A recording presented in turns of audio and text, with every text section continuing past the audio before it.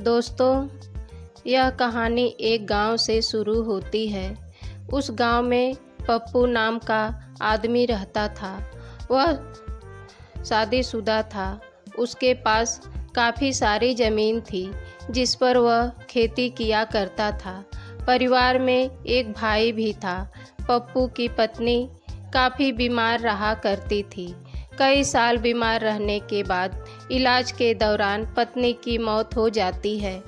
पत्नी के मौत के बाद सगे संबंधियों ने पप्पू को फिर से शादी करने की सलाह देते हैं, तो पप्पू तैयार हो जाता है और कुछ ही दिनों में सविता नाम की महिला का रिश्ता आता है।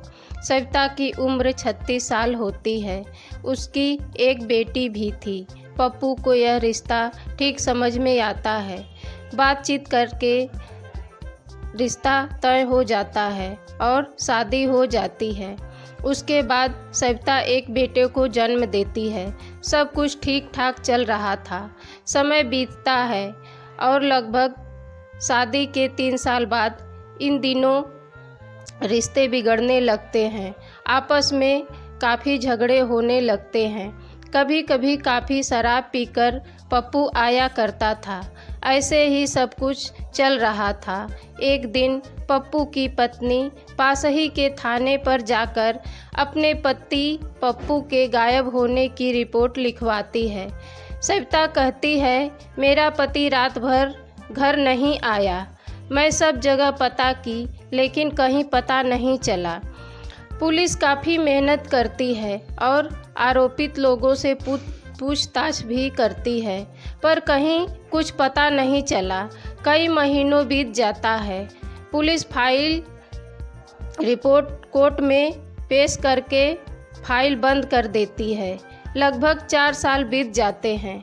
वहाँ एक नए एसएसपी आते हैं और अनसुलझी फाइल सभी थानों से मंगवाते हैं। उसमें पप्पू की भी फाइल होती है। एसएसपी साहब पप्पू की केस में क्राइम ब्रांच की मदद लेते हैं। इसका जिम्मा एक आला अफसर सिद्दीकी साहब को दिया जाता है। सिद्दीकी साहब को जांच के दौरान यह पता चलता है कि शादी के कुछ समय बाद ही सविता और पप्पू में काफ़ी झगड़े होने लगे थे। उसका कारण था सविता का प्रेम प्रसंग।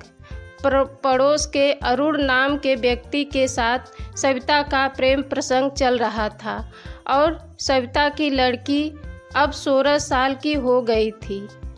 वह एक ब्यूटी पार्लर में काम करती थी। सिद्दीकी साहब उस लड़की से मिलकर जानकारी लेने का प्रयास करते हैं। लड़की काफ़ी घबरा जाती है और बिना कुछ बताए वहाँ से चली जाती है। तभी गांव का एक लड़का सिद्दीकी साहब को बताता है, सविता और अरुण कई बार आपत्तिजनक स्थिति में देखे जा चुके हैं और सविता के पति पप्पू ने भी उसे इस तरह देखा था। उस दिन काफ़ी झगड़ा हुआ था और उसी समय से पप्पू गायब हुआ। शायद इन दोनों ने ही गायब किया है। अब सविता और अरुण को पुलिस उठाती है और कड़ाई से पूछताछ करती है। तब अरुण ने जो सच्चाई बताई उसे सुनकर रूप कांप गई। अरुण ने बताया, एक दिन जब हम संबंध बना रहे थे तभी अचानक पप्पू हम दोनों को देख लेता है। उसके बाद रोज झगड़े करने लगता है। इसी कारण काफ़ी शराब भी पीने लगा था। हम दोनों एक साथ रहना चाहते थे लेकिन पप्पू के रहते यह संभव नहीं था। उसे रास्ते से हटाने के लिए हमने एक प्लान बनाया। एक दिन जब पप्पू काफ़ी शराब पीकर घर आया और आते ही चारपाई पर जाकर सो गया। रात लगभग 1 बजे मैं और सविता उस पर चारपाई के पास गए और अरुण ने पप्पू के सिर पर गोली मार देता है। फिर उसकी लाश उठाकर अरुण अपने घर के पीछे जहां पशु बंधाता था वहां पहले से एक गड्ढा खोद रखा था।